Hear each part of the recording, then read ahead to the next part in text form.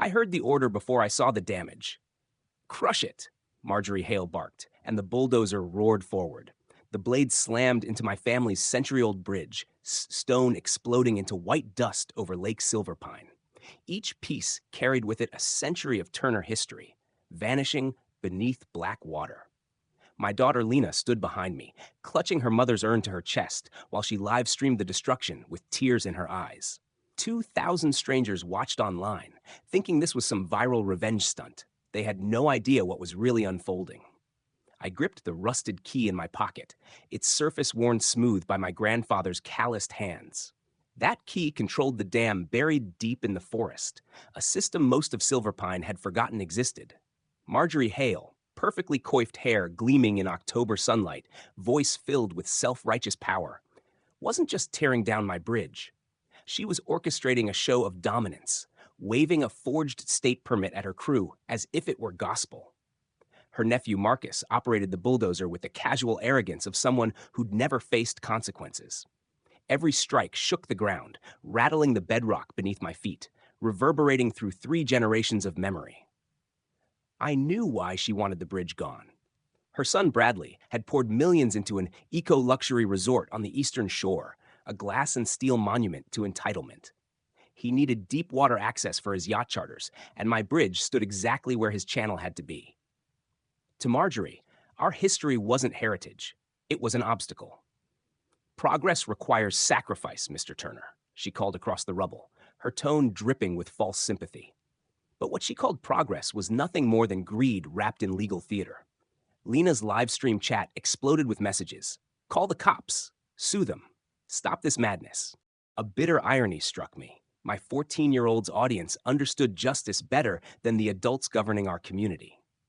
Marjorie had spent months dismantling opposition, pushing through emergency measures without approval, all while convincing neighbors my family's bridge was a liability.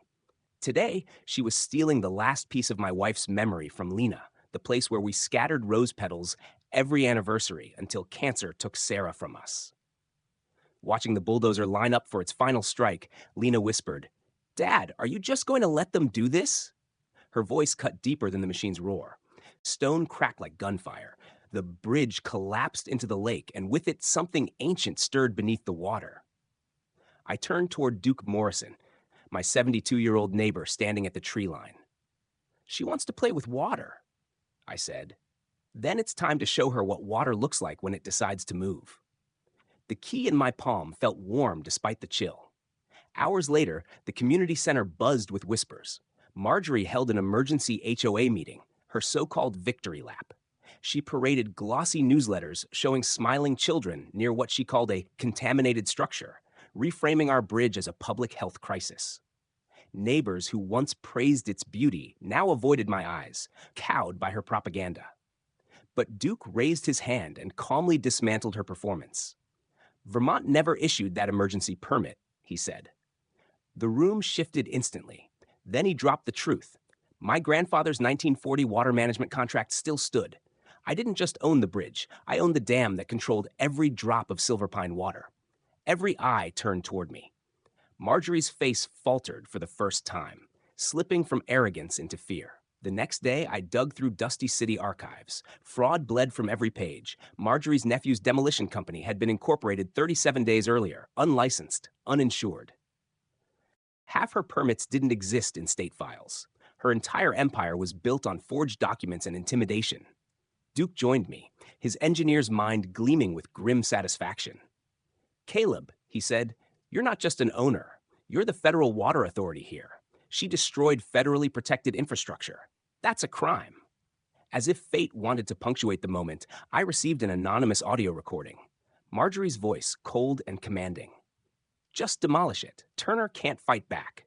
By the time agencies get involved, we'll have boats running through that channel." Proof of conspiracy, recorded in perfect clarity. By then, Sheriff Reed appeared at my door. He looked uncomfortable, torn between duty and politics. "Marjorie's accusing you of planning to flood the community," he admitted. But I laid the contracts, federal oversight letters, and dam agreements in front of him. He studied them carefully, then sighed. "Jesus, Caleb, she's been painting you as a troublemaker. But you're the federal authority. She's the one breaking the law. Then he showed me something that nearly made my blood boil. A photograph of Marjorie sliding an envelope of cash across a diner table. To him, Reed had been documenting her bribes for weeks, playing along until he had enough evidence to bury her. She wanted me to arrest you, he said, but I've been building a case against her instead. The fight escalated. Reporter Rebecca Martinez arrived, drone footage and cameras ready, exposing Marjorie's lies to the entire state. Her investigation revealed mortgage properties, environmental violations, systematic fraud across multiple towns. The story went viral. Hashtags lit up. Federal agencies took notice. Then the threats came. A message buzzed my phone. Your daughter walks home past the construction site. Accidents happen around heavy machinery. Rage surged through me. Lena admitted a pickup had followed her the day before. This wasn't politics anymore. It was war. That night, Duke and I pored over dam schematics. The emergency valve could raise the lake 3 feet in 6 hours, enough to restore wetlands, flood the artificial beaches, and disable Bradley's resort without endangering lives. Environmental law not only allowed it, it required it. The timing was perfect. Marjorie had scheduled her grand opening for Saturday. Federal paperwork approved my emergency restoration project 48 hours prior. I made sure she received her notification at dawn. Watching her face twist between confusion and terror as she read it was the sweetest moment I'd had in years. Saturday arrived clear and cold, postcard weather. Guests in tailored suits gathered on artificial beaches, champagne glasses sparkling. Marjorie began her speech, smiling through clenched teeth. And at 2 p.m., as her words floated across the water, I turned the emergency valve. Metal groaned. Water thundered. Silver pine began to rise. Slowly at first, 6 inches in 30 minutes, then steadily, relentlessly. Duke tracked measurements with professional precision. Artificial beaches vanished beneath waves. Guests scrambled as their shoes soaked. Marjorie gestured wildly, insisting it was nothing. By hour 3, water reached the main deck. Electrical systems shorted. Lights flickered. A $300,000 yacht choked in the shallows, stranded like a stranded beast. Cameras caught everything. Her son's pride and joy reduced to an ornament. This is sabotage. Marjorie screamed to anyone still listening, forgetting entirely that federal law had signed the orders. Her nephew Marcus, freshly released on bail, charged toward cameras, threatening to shut down the dam himself. Sheriff Reed stepped forward with handcuffs, voice steady. Threatening federal infrastructure? That's a serious crime, son. Cameras rolled as Marcus was dragged away. The crowd dispersed, leaving Marjorie soaked and trembling in her luxury dining room, water lapping at the windows. Her empire dissolved before her eyes.